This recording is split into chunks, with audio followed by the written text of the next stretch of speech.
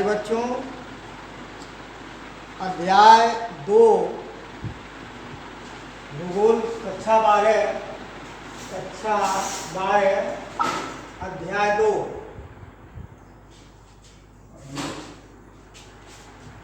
खंड ख में आज मैं पढ़ाने जा रहा हूँ। इसमें पहले वीडियो में बता चुका हूँ प्रवास के विषय में। आज मैं प्रवास के प्रकार और उसका परिणाम बताऊंगा, जो आप इसे वीडियो को ध्यान से पढ़ें। अब प्रवास के कारण, प्रवास के प्रकार। अब प्रवास के प्रकार, कारण,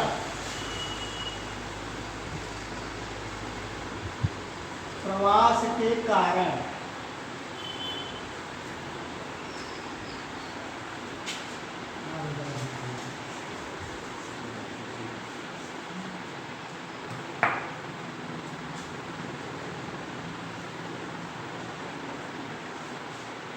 प्रवास के क्या कारण है कि लोग अपने उद्गम स्थान को या जन्म स्थान को छोड़ करके गंतव्य स्थान यानी दूसरे स्थान पर जाकर के बस जाते हैं। उसके क्या कारण हैं? आप देखें, कोई भी व्यक्ति मूल स्थान या जन्म स्थान को नहीं छोड़ना चाहता है। कुछ ऐसे विशिष्ट कारण हैं कि व्यक्ति जन्म स्थान को छोड़ने पर विवश हो जाता है, मजबूर हो जाता है। जो यह यथावत है। पहला प्रतिकर्ष, प्रतिकर्ष कारक। देखिए नंबर 1 है प्रतिकर्ष कारक। अब इसमें यह जनसंख्या प्रवास का उत्तरदायी है। जनसंख्या प्रवास का उत्तरदायी है। इसमें क्या है? प्रतिकर्ष कारक में बेरोजगारी। जब आदमी जहाँ जन्म लिया वहाँ बेरोजगार रहेगा तो कहीं न कहीं जाएगा। फिर है रहन सहन का निम्न स्तर। जब उसे आमदनी नहीं होगी तो उसका रहन सहन निम्न स्तर का हो जाएगा, जिससे वह गंतव्य स्थान यानी जन्म स्थान को छोड़ देगा। पुनः नंबर 3 देखिए, राजनीतिक उपद्रव। फिर अगला है प्रतिकूल जलवायु। अगर मानव के प्रति अनुकूल जलवायु नहीं है जहाँ वो जन्म लिया है, तब भी वह उस स्थान को छोड़कर कहीं चला जाएगा। फिर जो है प्राकृतिक विपदा और महामारी, यानी जिस स्थान पर रहता है वहाँ महामारी हो रही है या प्राकृतिक विपदा है, तो वह उस स्थान को, उद्गम स्थान को, जन्म स्थान को छोड़ करके वह गंतव्य स्थान पर चला जाएगा। सामाजिक आर्थिक पिछड़ापन, सामाजिक दृष्टि से, आर्थिक दृष्टि से अगर वह भूभाग जहाँ वो जन्म लिया है पिछड़ा भूभाग है, पिछड़ा हुआ है उसका परिवार, तो अपने परिवार को आगे बढ़ाने के लिए वह अपने गंतव्य स्थान को यानी ये उद्गम स्थान को जहाँ जन्म लिया है उस स्थान को छोड़ करके कहीं न कहीं चला जाएगा। अब नंबर 2 है अपकर्ष कारक। अपकर्ष कारक में आप देखेंगे तो यह भी जनसंख्या का प्रवास का कारक है। इसमें है रोजगार पाने का अपकर्ष। किसी भी मानव को रोजगार पाने का लालसा होता है, उसके कारण वह कहीं चला जाता है। फिर जो है उत्तम रहन सहन का स्तर। जहाँ उसे उत्तम रहन सहन का स्तर मिलेगा वहीं पर हो जाएगा। उत्तम जलवायु, मानव के अनुकूल जब जलवायु मिलेगी उस स्थान पर चला जाएगा। शांति सुरक्षा का वातावरण जिन भूभागों में जहाँ वह गंतव्य करेगा वहाँ का अगर भूभाग जो है सुरक्षा की दृष्टि से, वातावरण की दृष्टि से शांत रहेगा तो वहाँ बसना चाहेगा। जीवन धन की सुरक्षा, जीवन और धन दोनों की सुरक्षा जहाँ होगी वहीं वो चला जाएगा। उन्नत सामाजिक दबाव और जहाँ उन्नत सामाजिक दशाएं होंगी वहाँ आर्थिक दशाएं, सामाजिक आर्थिक दशाएं जहाँ की उन्नत होंगी वहीं पर वह रहना पसंद करेगा। आज भारत में लोग गांव को छोड़ करके शहरों की ओर पलायन कर रहे हैं, यह आप भी जानते हैं। प्यारे बच्चों, आप भी जानते हैं कि लोग गांव को छोड़ करके शहरों में बसना चाह रहे हैं। क्यों? ऐसा क्या कारण है कि लोग शहरों में जाना चाहते हैं? अब देखिए, बेरोजगारी, जहाँ वह जन्म लिया है अगर बेरोजगार है तो शहर में चला जाएगा, शहर में जाना चाहेगा। पुनः कृषि भूमि पर बढ़ता दबाव, आज जो है खेती कम होती जा रही है, जनसंख्या बढ़ती जा रही है और मानव का दबाव भूमि पर होता जा रहा है, जिससे बहुत कम कृषि जोत मिल रहे हैं। उस कारण से लोग जो है चले जाते हैं। निर्धनता, गरीबी के कारण लोग शहरों में काम करने के लिए चले जाते हैं।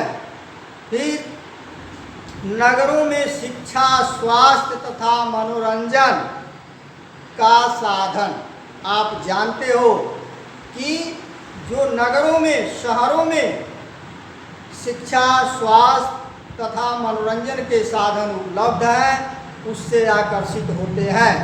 परिवहन, संचार तथा व्यवसायिक सुविधा उपलब्ध है। जो शहर है, नगर है, वहाँ पर जो है वह परिवहन के साधन, संचार के साधन और व्यवसायिक सुविधा उपलब्ध होने के कारण लोग चले जाते हैं। आपदा से सुरक्षा की संभावना, नगरों में जो भी आपदाएं आती हैं उससे निपटने के लिए उनको यह लगता है कि शहर में रहेंगे तो इससे हम बचे रहेंगे। उत्तम अवसर तथा नियमित व्यवस्था, यानी कहने का मतलब उत्तम अवसर, शहरों में उत्तम अवसर है तथा नियमित व्यवस्था है। कोई रोजी रोटी का साधन है तो शहरों में नियमित है।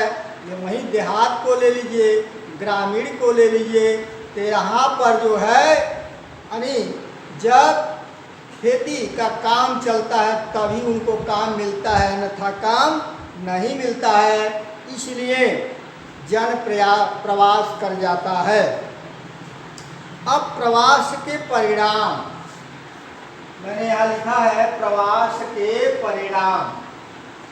अब क्या परिणाम निकल रहा है जो हमारे देश भारत की जनसंख्या प्रवास कर रही है, उससे क्या परिणाम हो रहा है?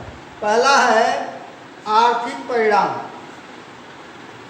इसमें देखिए, प्रवास एक ऐसी प्रक्रिया है जो उद्गम और गंतव्य दोनों को हानि लाभ उठाना पड़ता है। यानी जहाँ आदमी जन्म ले रहा है वहाँ भी उसको हानि मिलता है, वो आगे नहीं बढ़ पाता है। लेकिन जहाँ दूसरे जगह पर जाके बसता है, रहने का प्रयास करता है, वहाँ भी उसे परेशानियों का सामना करना पड़ता है। अब इसके कई परिणाम हैं। पहला है आर्थिक परिणाम। यहाँ मैंने लिखा है आर्थिक परिणाम।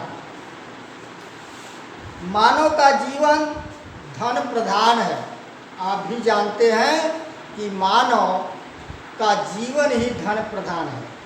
अतः प्रवास का आर्थिक परिणाम विशेष रूप से उल्लेखनीय है। जैसे भारत में हुंडियों द्वारा बाहर से 110 अरब डॉलर पंजाब, केरल, तमिलनाडु राज्यों में पहुंचता है। फिर भी यह कम पड़ता है। प्रवासियों की जो हुंडियाँ आती हैं उसमें भोजन, शिक्षा, स्वास्थ्य, आवासीय सुविधा में प्रयोग किया जाता है।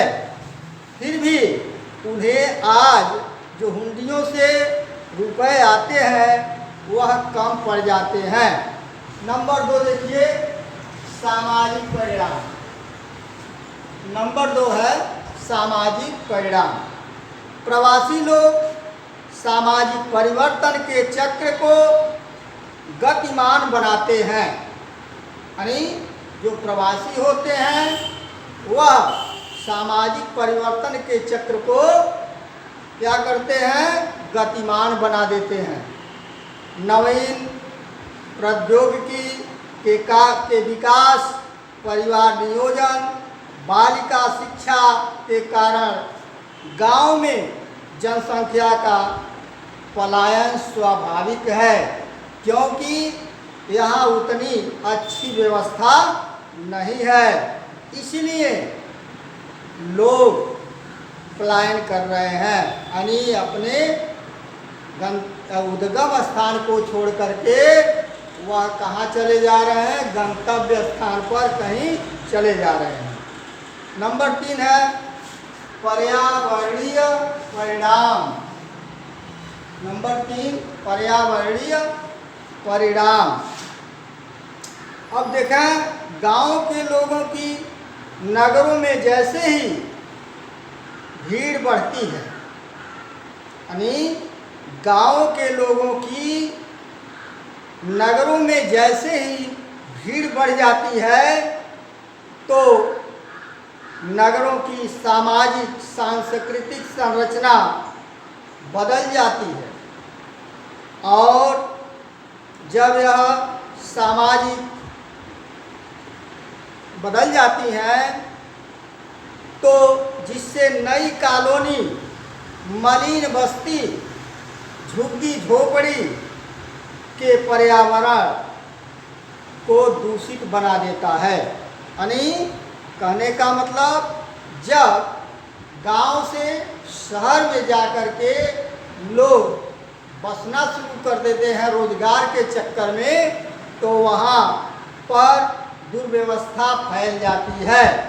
शहर गंदा हो जाता है, क्योंकि अधिकतर झुग्गी झोपड़ी में लोग रहते हैं जिनको उचित व्यवस्था नहीं मिल पाता है, और वह अपनी गंदी कॉलोनी में ही निवास करते हैं, जिससे पूरा शहर दूषित हो जाता है। नंबर 4 जनांकीय परिणाम। इसमें देखें, प्रवास एक ऐसा कारक है जो देश में जनसंख्या के पुनर्वितरण को जन्म देता है। कहने का मतलब, जनांकिकी में प्रवास एक ऐसा कारक है जो देश में जनसंख्या के पुनर्वितरण को जन्म देता है। गांव से शहरों में पहुंचकर वहां की जनसंख्या को बढ़ा देता है। गांव के लोग जाकर के शहरों की संख्या को बढ़ा देते हैं। गांव से पहुंचने वाले युवा,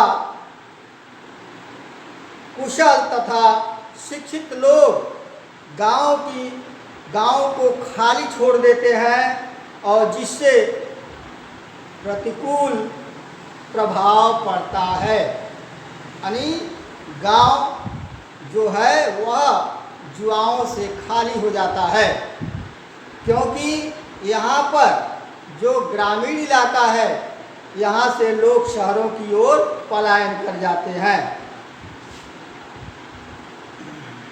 अब देखिए अन्य प्रभाव। इससे जो है, जो अपने जन्म स्थान को छोड़ करके गंतव्य स्थान को चले जाते हैं, प्रवास कर जाते हैं, उनसे क्या प्रभाव पड़ता है। अंतिम है अन्य प्रभाव में देखिए, प्रवास एक ऐसा कारक है जो स्त्रियों के जीवन स्तर को प्रभावित करता है। जो स्त्रियां हैं देश की, ग्रामीण की, वह अधिक प्रभावित होती हैं, जिससे उद्गम स्थल पिछड़ जाता है। यानी जहाँ जन्मस्थली होता है वह स्थान पिछड़ जाता है, तथा गंतव्य स्थल यानी जहाँ शहरों में जाकर के व्यक्ति बस जाता है वहाँ धीरे धीरे करके सबल और संपन्न हो जाता है।